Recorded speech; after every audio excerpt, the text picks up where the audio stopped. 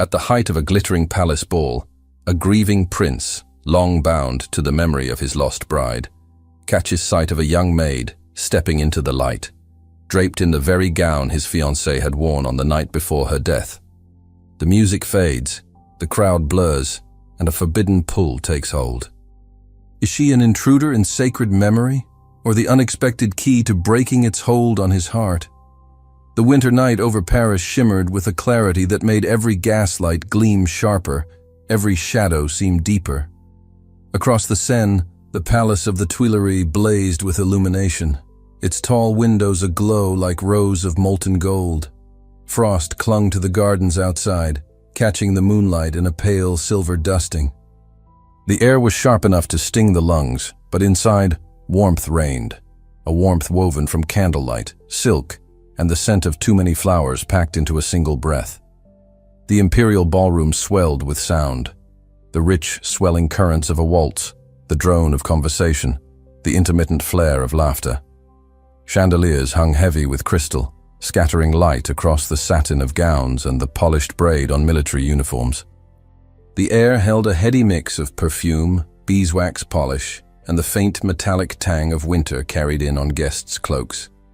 Every movement was deliberate, every turn of the head calculated in a society where appearance was as much a weapon as wit. Prince Louis stood near the edge of it all, tall and still, as if carved from the marble columns behind him. He had avoided this room for months, dodging invitations, pleading the fatigue of grief that clung to him like the faint trace of mourning black still stitched inside his coat lining. Tonight he had come because the emperor had asked it, and because refusal would have been a declaration in itself. He told himself he was here out of duty alone, though his pulse disagreed, quickening the moment he stepped beneath the gilded ceiling. The waltz spun on, the floor a living swirl of color. He remembered too well the last time he had stood in this room for such an occasion. Adèle de Marigny's laughter had floated over the music that night, her white gown moving like light itself among the darker shades of the other ladies. She had promised him the next dance. Hours later, she was gone, her carriage overturned in the icy dark beyond the city gates. The memory was a wound that never scabbed, reopening with the smallest touch.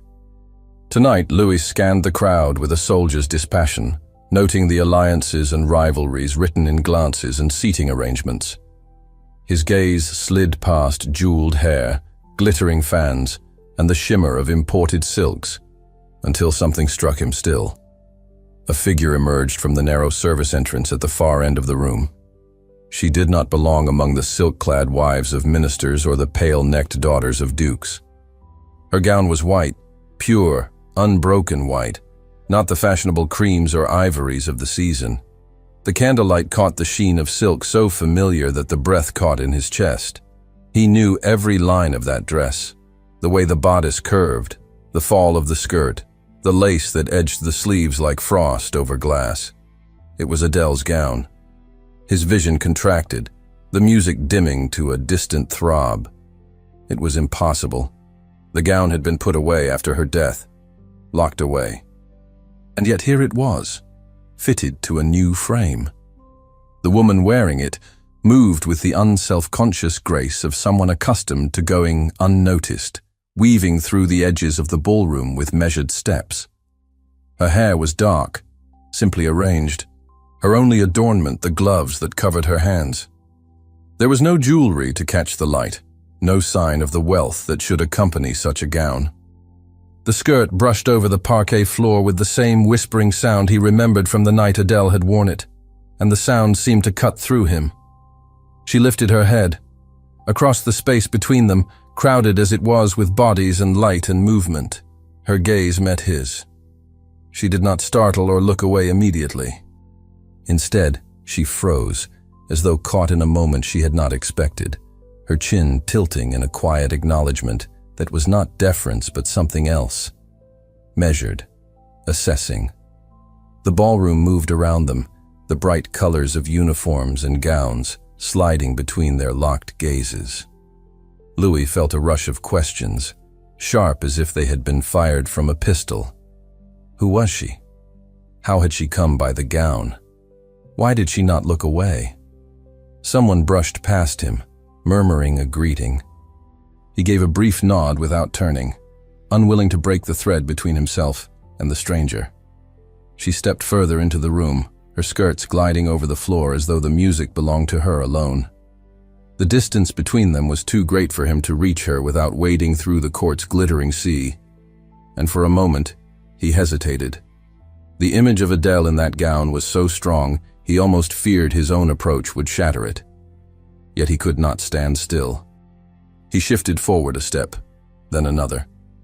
A sudden ripple of movement passed through the crowd, a diplomat arriving late, surrounded by aides and eager hosts. Louis's view broke. When he moved to look around them, the space where she had been was empty. He scanned the edges of the room, ignoring the startled glances of acquaintances he bypassed. The service entrance stood open, a darker space beyond the gilded light.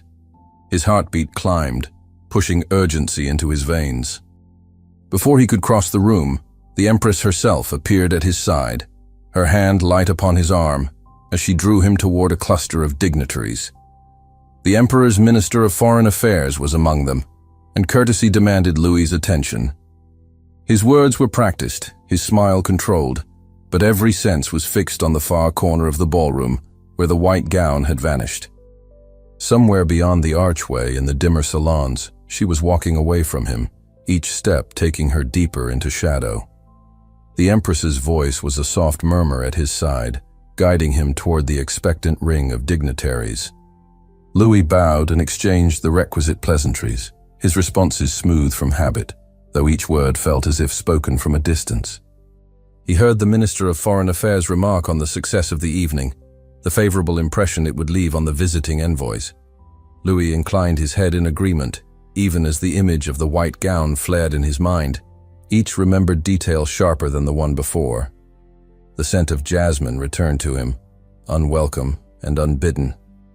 It was the same fragrance that had lingered on Adele's gown on the night they danced last. He had not thought of it in months, yet now it seemed to rise above the layered perfumes of the ballroom, faint and elusive, as though drifting from some invisible current that only he could feel.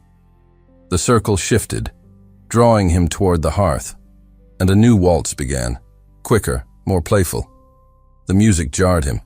It didn't belong to the mood knotted inside him. He excused himself with the practiced ease of one accustomed to slipping away, offering the Empress a shallow bow and murmuring something about needing air. His gaze swept the far side of the ballroom as he moved away. The service archway gaped dark against the riot of light, and beyond it, the smaller salons stretched like quiet tributaries from a roaring river.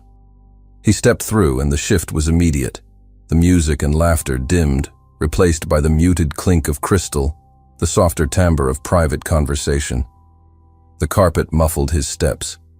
She could not have gone far. The air here was cooler, faintly tinged with the scent of wax polish and wood smoke from smaller fireplaces. Aristocrats gathered in subdued groups near card tables or along the walls, their voices lowered, the glitter of the ballroom replaced by shadows and candlelight. Louis scanned each corner as he passed, his gaze moving over faces quickly, impatiently. No white silk. Near the far wall, a pair of officers stood speaking to an elegantly dressed widow, their uniforms catching the light from a nearby sconce. Louis moved past them, his eyes drawn instead toward the corridor beyond, where a footman slipped through a door with a tray of empty glasses. The door remained ajar for a moment. In that sliver of space, he thought he saw movement, just the trailing edge of a skirt, pale against the darkness. He quickened his pace. The corridor's air was colder, the lighting more sparse, the hush deeper still. Somewhere ahead, floorboards gave a faint creak, the sound deliberate rather than accidental. The memory pressed close again, Adele's gown brushing his leg in a turn, her eyes glancing up at him through her lashes. He had locked such images away, certain he would never again face them unprepared. But here he was, chasing them, chasing her, through dim corridors like a man who had forgotten his own rules. At the next doorway, he slowed, peering into a smaller salon lit only by a pair of candles on a side table. The chairs were empty, the room still. A chessboard lay mid-game on a nearby table, its black queen threatening the white king in 2 moves. The fire in the grate had burned low, giving the air a faint tang of cooled ash. She wasn't there. He moved on, turning another corner. Ahead, a set of tall double doors stood open to a withdrawing room. The glow of the fire painted the walls in warm shades of gold and bronze. And there, draped across a chair near the hearth, was a folded silk handkerchief, its embroidery catching the light. Louis's breath halted. The crest, stitched in gold thread, was unmistakable, the Marigny family's crest. He crossed the room in 2 strides and picked it up, the texture of the silk impossibly familiar beneath his fingers. The faintest scent clung to it, not jasmine this time, but clean linen and something faintly warm, human. He turned toward the opposite door, which was open just enough to reveal a spill of light from the next chamber. A sound drifted through, a soft rustle, the subtle shift of fabric against fabric. It sent a current through him, tightening his chest. He stepped closer. The fire crackled behind him. Ahead, the narrow strip of light beckoned.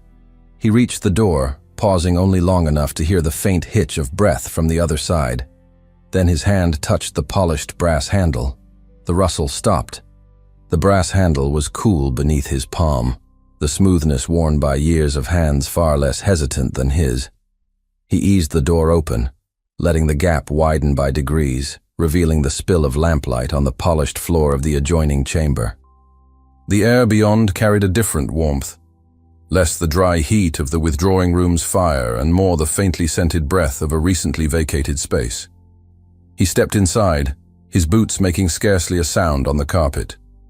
The chamber was modest compared to the grandeur of the main salons, furnished with a writing desk, a pair of high-backed chairs, and a small table laid with a crystal decanter and 2 glasses.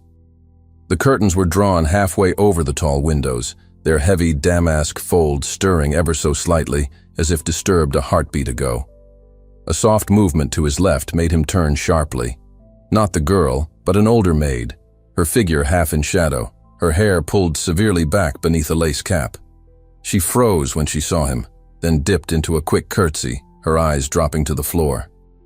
"Your Highness," she murmured, her voice low and careful, as though uncertain whether she had interrupted or been caught. "I came to prepare the chamber for a guest." Her gaze never lifted, and she kept to the edge of the room as she passed him, moving toward the withdrawing room's hearth. The flicker of her candlelight slid over his boots, his hand still resting loosely at his side, and for a moment he considered questioning her. But there was something in her demeanor, a contained unease, that made him suspect she would yield nothing even if pressed. When she disappeared into the withdrawing room, Louis turned back to the chamber. His attention went immediately to the curtain near the farthest window. It shifted again, a whisper of movement out of rhythm with the air in the room. He crossed to it in 3 quick strides, the faint scent of cold night air reaching him just as a pair of footsteps sounded in the corridor beyond the chamber.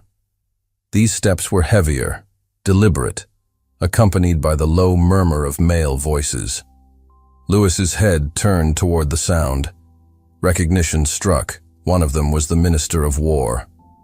The other voice was unfamiliar, brisk with purpose. The tread of their boots came closer, echoing along the wooden floor of the passage. He stepped back from the window, instinct guiding him toward the hearth to avoid being caught in the awkward position of seeming to skulk in a half-lit chamber. The moment cost him. By the time the voices passed and faded again into the distance, the curtain had stilled, its folds hanging without a tremor. A flicker of frustration curled in his chest.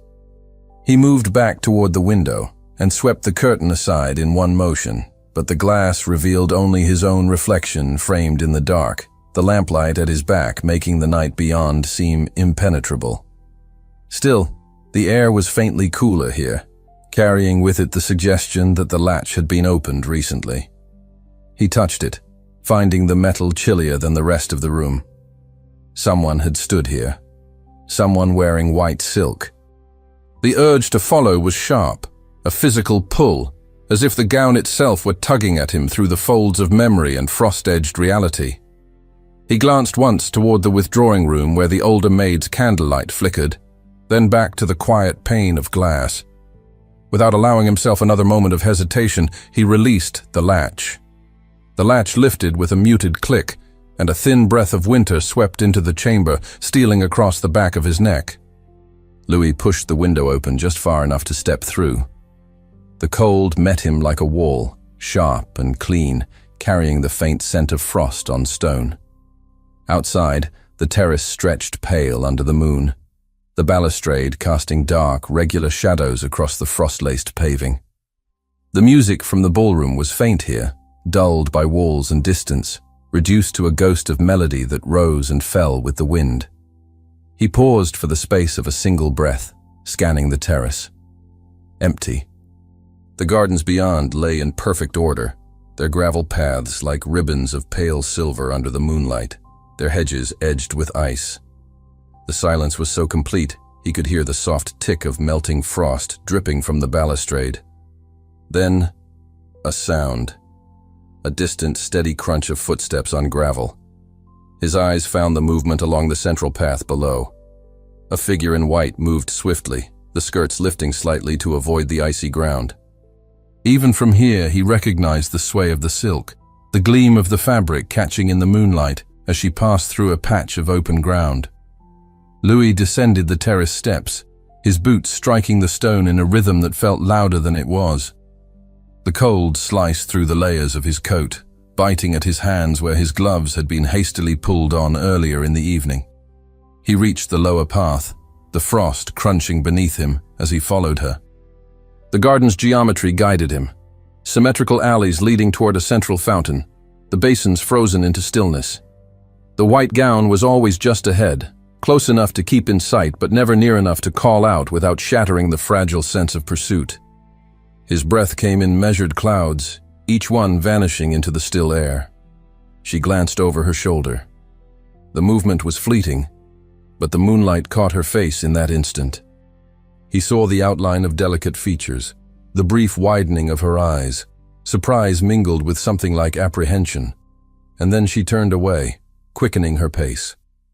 The path narrowed as it approached the tall, manicured hedge at the garden's far end.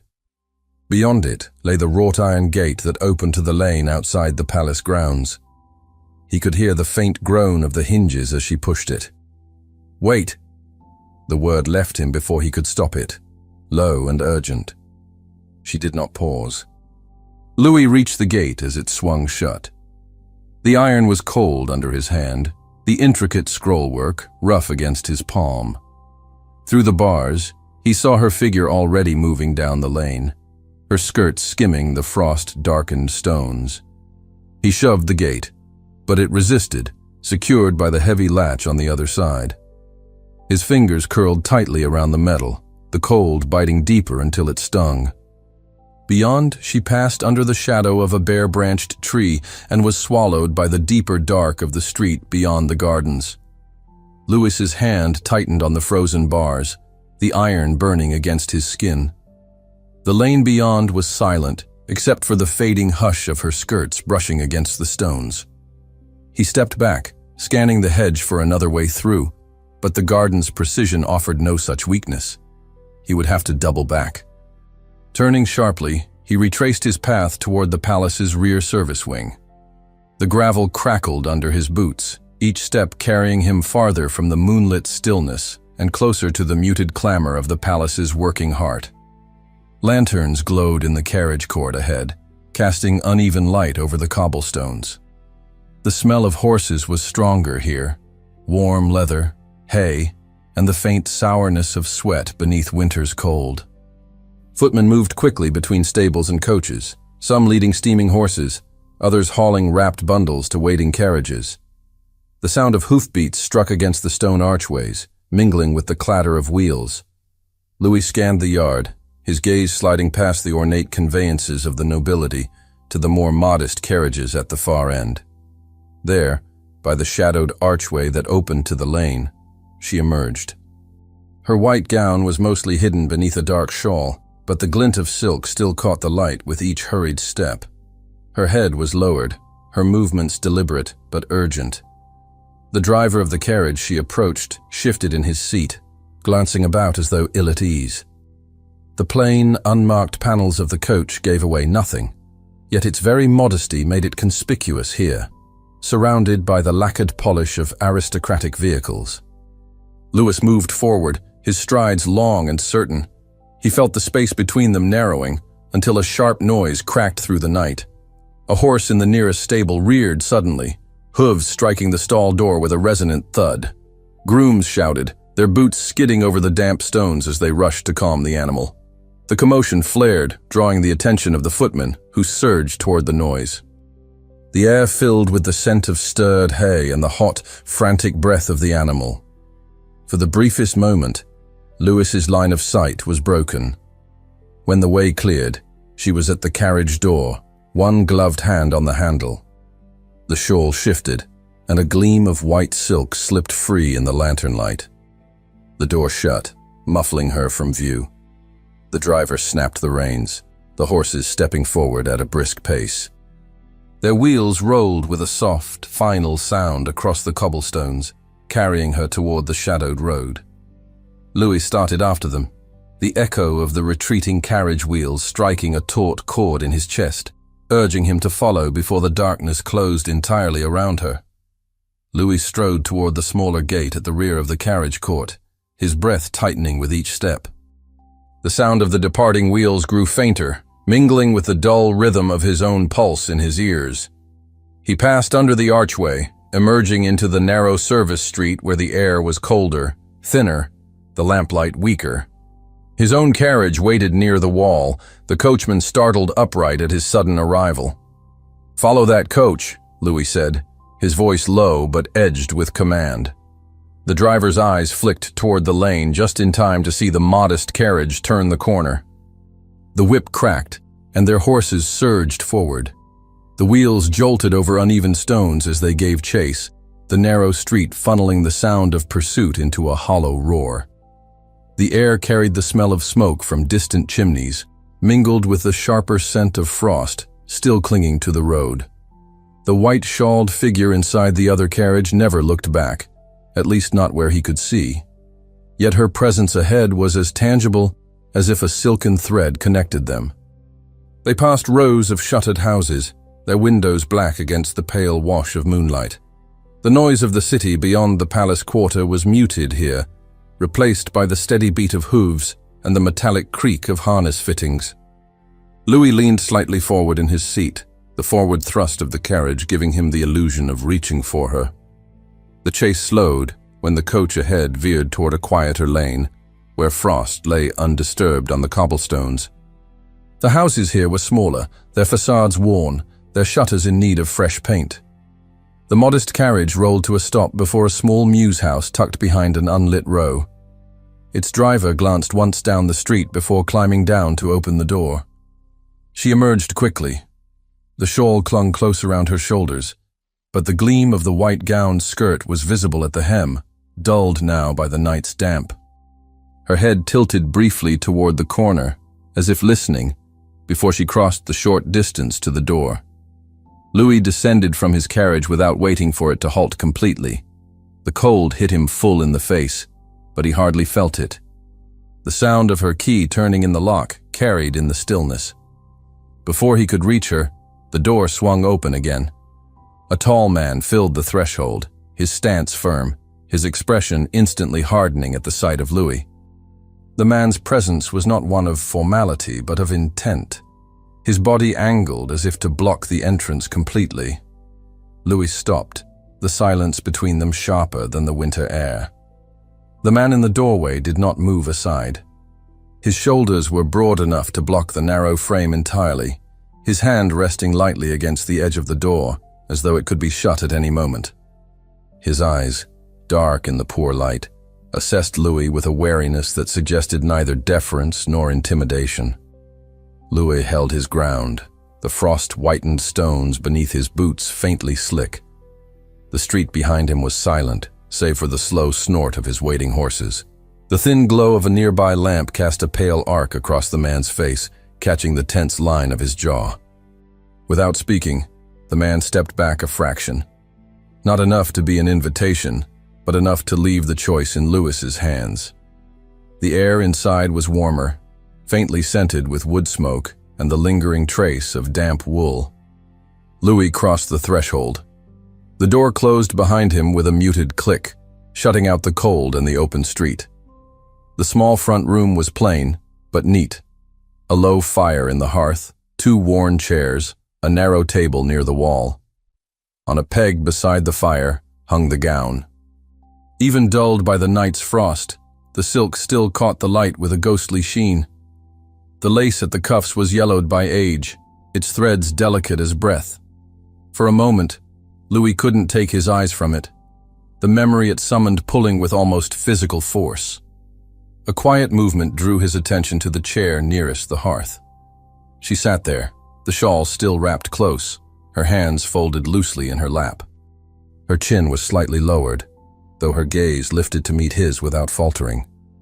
No courtly bows, no elaborate curtsies, only a stillness that felt deliberate, as though she understood the moment's weight.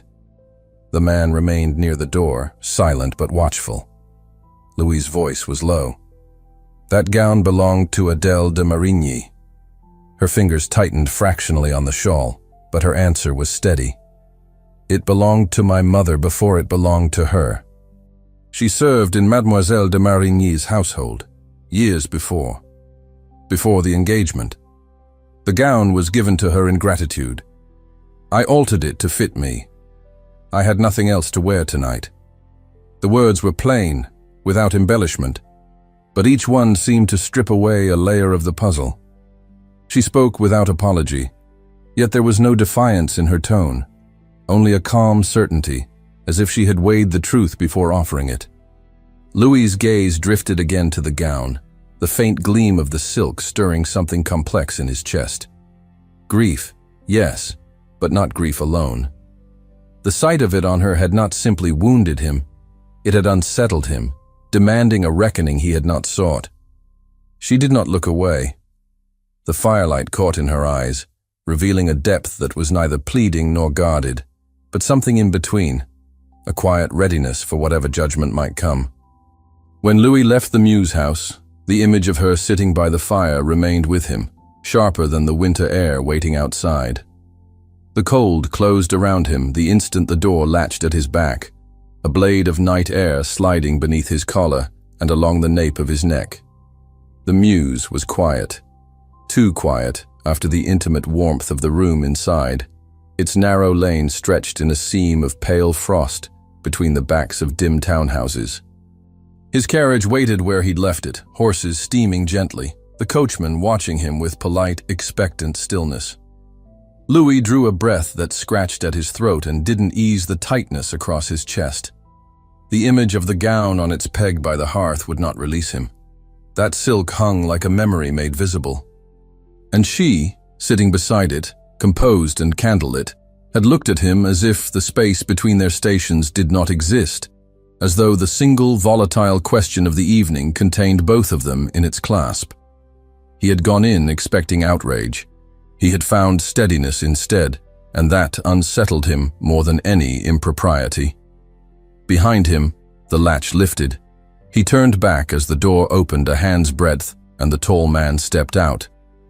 The street lamp's weak glow laid a bar of light across the man's shoulder, picking out the rough weave of his coat, the fast set of his jaw. He pulled the door mostly shut behind him and came down one step, stopping just enough to hold the higher ground and the doorway both. "You've had your look," the man said, his voice pitched low for the hour, careful not to carry. "There's nothing more for you here." Louis met his gaze.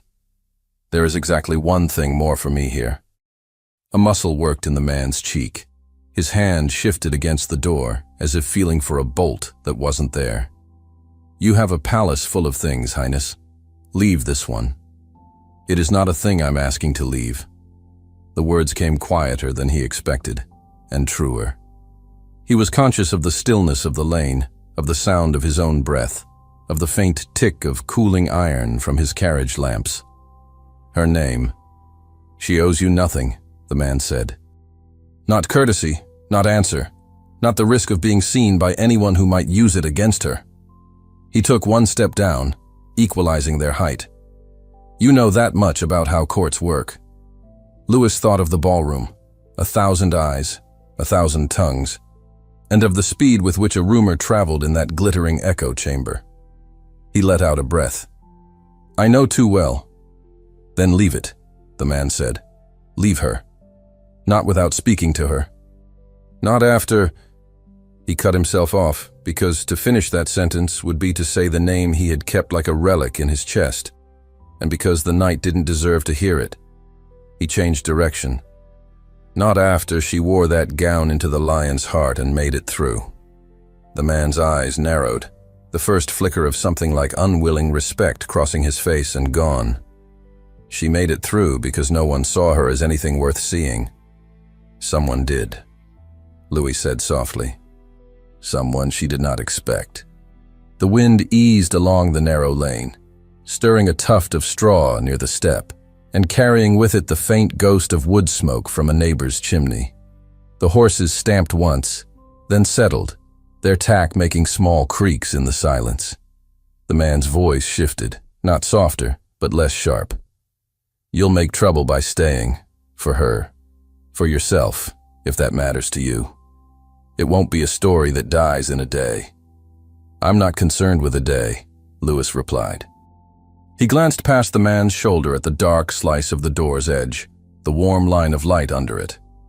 I'm concerned with this hour. This hour is over, the man said. Go back to your world. Louis considered him, this guardian standing between him and the last thread of a night that had already unraveled his composure. He could order. He could push past. He could use the many blunt instruments of his rank. But she had sat straight-backed by the fire without flinching, and he would not dishonor that calm by bludgeoning his way to it. What is your concern for her? Louis asked, and felt the question more than he intended. Brother? Friend? Neither, the man said after a beat. Both, as far as it matters. I keep the door that keeps her safe. Then open it for her, Louis said. Just enough to let a word pass. The man's mouth thinned. A word becomes a rope in the wrong hands. Not if I hold it, Louis said. He let that sit, because it sounded like a promise even to his own ears, and he had not planned to make any. You saw me come. You heard me leave. I did not break the room. I will not break this. You already did, the man answered quietly. By seeing her. By her letting you. Louis absorbed that. The truth of it slipped under his ribs and lodged there. He stood very still, the night closing in around the three of them, the man at the door, the unseen woman beyond it, and himself in the frost-lit lane, caught in a pause that felt like a held breath at the lip of a fall. What is her name? He asked, and his voice was not princely now, only human. Give me that much, if you mean to deny me everything else. The man studied him a long moment, as if weighing not merely the request, but the man who made it. Names are keys, he said. You know that. Keys open doors, Louis said. Sometimes the ones that need opening, and sometimes the ones that should stay shut. A light flared in the upper window of the neighboring townhouse, then went dark again, the watcher, if there was one, discouraged by the chill. Louis shifted his weight, the small sound sounding loud in the quiet. He could feel the balance tipping, toward stubbornness, toward folly, toward a retreat he did not want to make. Was it you who brought her to the palace? He asked. Was it your carriage? The man's chin tipped once. It was. Then you know very well what she walked into. I do, the man said. His hand tightened on the door. I know what it would do to her if word got out that a certain prince noticed. It has already been done to her, Louis said, a short rush of temper threading into his tone. She stood in a room built to crush anyone without armor. She had none, and she still walked through it. I won't let the only consequence be that she returns here and is told never to open the door again. Silence. The man's eyes flicked to Louis's carriage, then back. You talk as if you can help her, but you can't unmake how it looks, not in your world. Then let me begin in this one, Louis said. No promises, no declarations, a name. The man exhaled, the sound white in the cold. You don't give up, do you? Not when I've already lost too much. That landed. Louis felt it in the way the man's shoulders eased a fraction, in the way the door behind him shifted almost imperceptibly under his hand, as if someone inside had pressed a palm to the wood. The lane's quiet grew deeper, a listening quiet. From within, a soft floorboard creaked. It was unmistakable. Louis's heartbeat tightened. The man heard it too. His eyes flicked back over his shoulder, then forward again, as if deciding whether to bar the sound itself. Your name, the man said, as if testing him now. Not your title. The one she would have to say if she dared say it at all. Louis, he answered. It felt like stepping toward a cliff in the dark and trusting the air would hold. Nothing more. And you'll leave when you hear hers, the man said. I'll leave, Louis said, and tasted the iron of the condition. He'd leave the lane. He would not leave the knowledge. Another heartbeat of silence. Then the man made the smallest motion with his hand, and the door behind him opened a hand's breadth wider, warm light spilling in a narrow strip across the step. The shape within was only a suggestion, a slim shadow, still and waiting.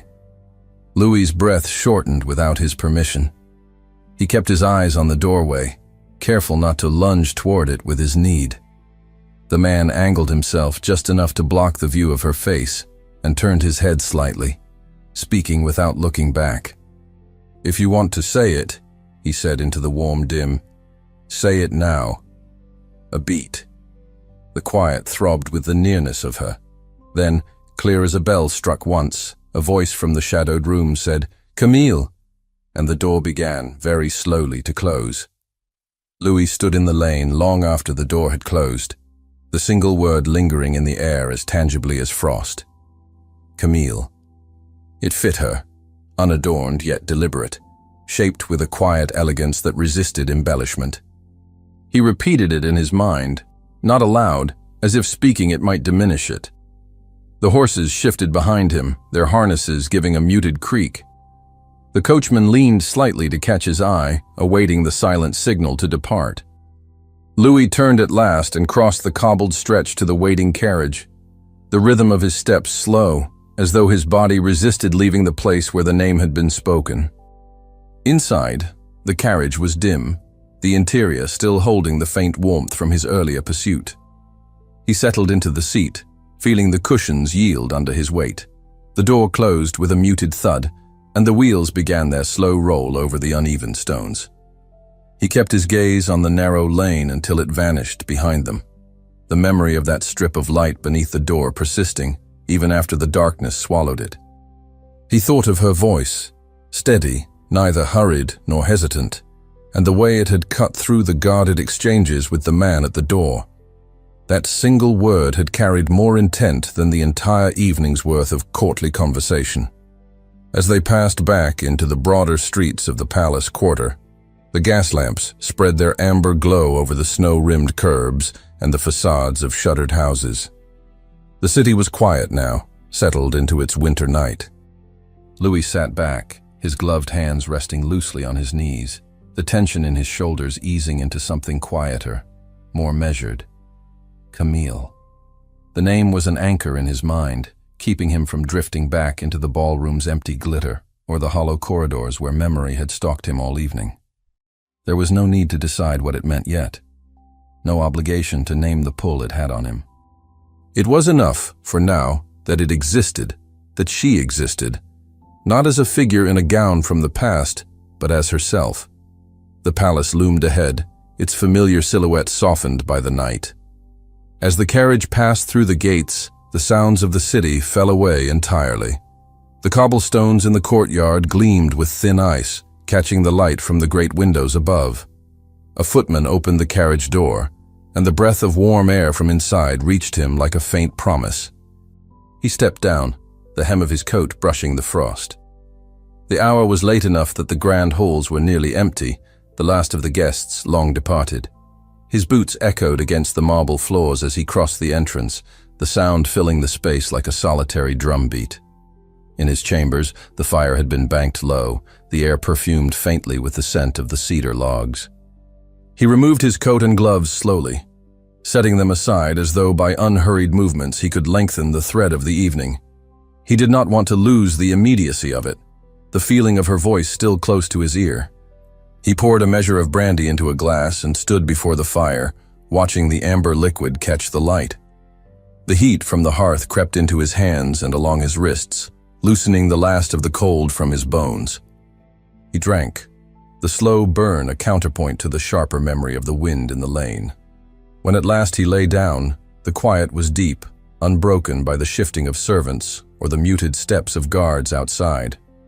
He closed his eyes and saw again the way the gown had hung beside her, the curve of her shoulders beneath the shawl, the measured lift of her chin when she'd met his gaze in the ballroom. He slept, knowing the night had changed something, though not yet what. Morning light slid along the edges of the curtains and found him as if it had been looking all night. Louis woke with the name still present in his mind, as clear as the first breath after the plunge. Camille. The fire in the grate had fallen to a smolder. A faint line of heat touched his face. The scent of cedar softened into something like memory. He lay still for a moment, feeling the ache of fatigue threaded through with a steadier pulse, as if the rest he'd managed had settled sand over a shaken ground without obscuring what lay beneath. He rose when the hour demanded it, the quiet of his rooms unbroken save for the distant footfalls of servants in the corridor and the dulled clink of metal from the guard below. He dressed with unhurried hands, conscious of the small rituals, the clean linen, the familiar weight of the coat, each movement gathering him back into himself. The palace would fill again by evening, the celebrations continuing in obedience to the emperor's calendar. He felt the future closing around that fact with the certainty of a latch catching. In the late afternoon, the winter sky paled to a soft pewter. Lanterns along the corridors bloomed one by one as the light declined, their flames moving faintly when doors opened and closed. He crossed the length of a gallery and paused at a window. The gardens below lay in cold precision, the frozen fountain like a piece of carved glass. Somewhere inside the building, a violin sounded, just a fragment, as if someone had pulled a bow over strings to test the instrument and stopped before the note became song. By the time he entered the antechamber to the ballroom, the familiar hum had gathered. Voices layered over the rustle of skirts, the low scrape of chairs being set in order, a footman's shoes brisk on the waxed floor. He felt the old reflexive tightening, the sense of stepping onto a stage he had not chosen, and then another feeling rose beneath it, steadier, as if he were walking toward a point he had chosen after all. The doors opened. Candlelight poured over him, the chandeliers lavish as constellations, the gilt and mirror of the room throwing light back and back until even the dark corners held a sheen.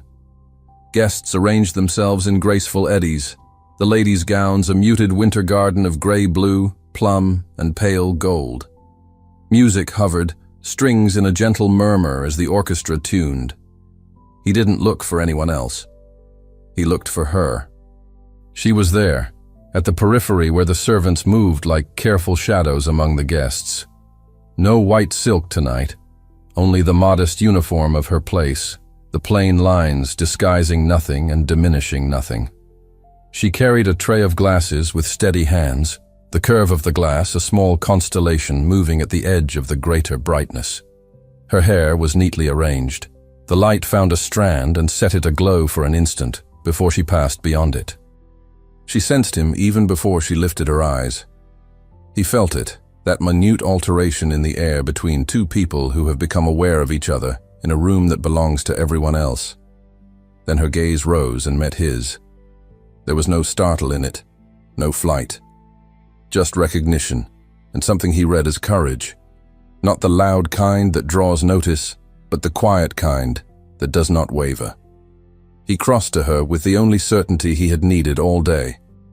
A murmur followed him, names spoken under breath, the quickening attention of people trained to see significance in every deviation from custom. He let the sound pass over him. When he reached her, he stopped close enough that the faint warmth of her skin seemed to reach through the cool polish of the evening. "Camille," he said, the name softened by the nearness, made private in the midst of an audience. "Will you dance with me?" Her lashes lowered a fraction, not as a retreat but as acceptance of the weight of the moment. "Your Highness," she said, her voice low and even. "I am here to serve." "Then serve me this," he answered, gentler. A single waltz. For a heartbeat, the press of the room grew louder, and then, as if a decision had moved through her like breath, she set the tray upon a side table with unshaking hands. She removed her gloves, plain kid, worn smooth at the fingertips, and laid them beside the glasses. When she placed her hand in his, the contact was light, but the effect was not. His pulse climbed once, sharply, then steadied against her calm. They stepped toward the floor as the orchestra lifted its bows. The first notes unfurled, an old waltz, the one that had last filled this room for him not with music, but with absence. The recognition struck him like cold, and then melted as he drew her into the turn. The room opened to their movement, the circle of space breathing with them, as if it had been waiting since that long-ago night to be inhabited again. "You know," he said quietly, his breath a thread between them as they turned. "What music this is." "I know," she replied, not tightening her fingers in his, not withdrawing them either. "It belongs to your sorrow." "Not tonight," he said. He felt the words as he spoke them, discovered them as if he were listening to someone else tell him what to do, and finding he agreed. Not any longer. The waltz drew them into its pattern. Her steps were sure, unadorned, perfectly placed. She danced like a woman who had learned to move without taking more space than the world thought she should, and who, for these minutes, would take exactly what was hers. The scent of her reached him, clean, faintly floral, nothing of jasmine, and the distinction soothed rather than stung. He became acutely aware of small things, the light brush of her skirt against his boot, the curve of her shoulder under the plain fabric, the warmth of her palm, neither clammy with fear nor cold with calculation. Around them, the court's gaze fixed and shifted, recalibrating. He was not immune to the heat of it along his back, the pressure of unseen thoughts gathering, judging, measuring. He could picture the quick tilt of fans behind which words took shape. But the world had narrowed to the space they occupied, and the discipline of steps learned long ago, now repurposed, not as memory's reenactment, but as proof that his body would obey a new command. "You walked through the palace in her gown," he said, the phrase not accusation, but acknowledgement. "You must have known what it would do." She lifted her eyes to his, and the steadiness there moved him because it contained no apology where there was none required. "I knew what I had," she said, "and I knew I had to enter a room where clothing is a kind of language." "And what did you say?" he asked softly. "With that language?" "That I would not be invisible," she answered, as if the words had been waiting for this exact moment to be called into the air. "Not to myself." Something eased in him, deep and decisive.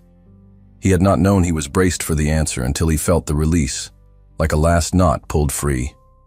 The music folded them into another turn, their bodies adjusting to the curve of the floor with a precision that felt like trust.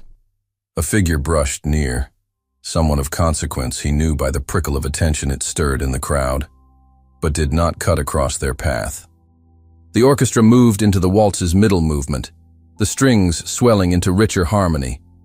He felt heat rise through him, not feverish, not frantic, a warmth like thaw, controlled and sure. "Camille," he said, tasting the syllables again, letting them anchor him. "You gave me back the night by changing it." She held his gaze. "You took it back by choosing this dance." He almost smiled. It was a small lifting at the corner of his mouth that felt like sunlight prying through a narrow opening. "Then we are both guilty of living," she said, and there was the slightest breath of wryness that made the word more beautiful than he'd expected it to be. For the space of a long measure, they didn't speak. The conversation settled into their bodies, into the give and return of balance, the forward step and the turn that asked for trust and returned it. He realized that grief, however large, did not prohibit the body from learning new steps, that love, however undefended, might begin in a room where it was least convenient to let it.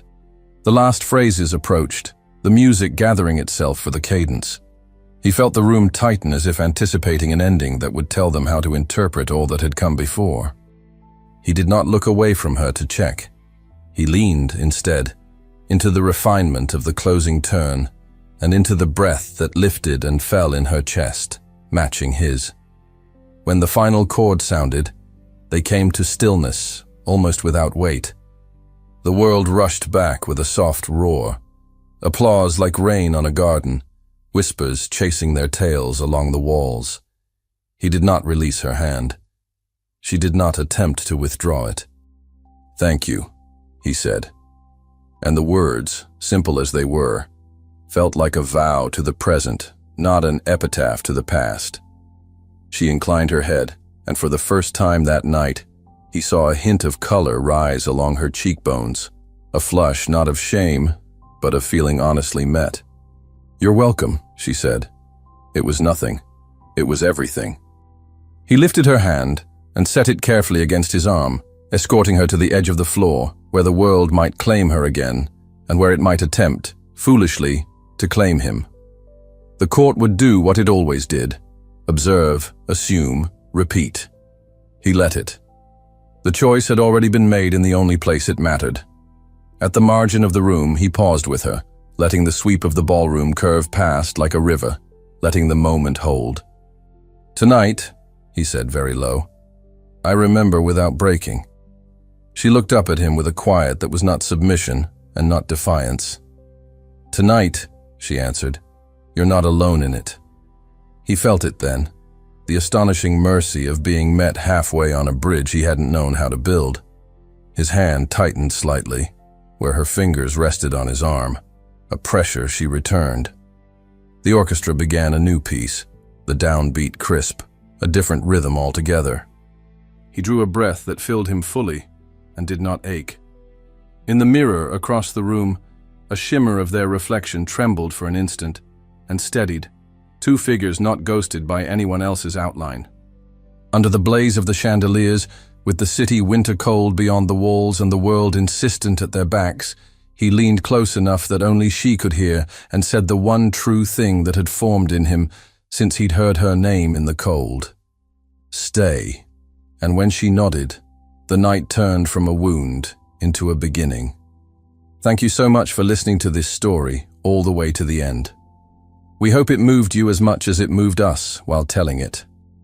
We'd love to hear your thoughts. Leave us a comment telling us where you're listening from and what you like the most. Rate this story from 0 to 10. What score would you give it? If you enjoyed this story, don't forget to subscribe to the channel and leave a like as a show of support. That really motivates us to keep creating and sharing more stories full of emotion and life lessons. And before we go, we want to remind you that an exciting and heartwarming story recommendation will appear on the final screen. If you'd like to enjoy it, just click on the video.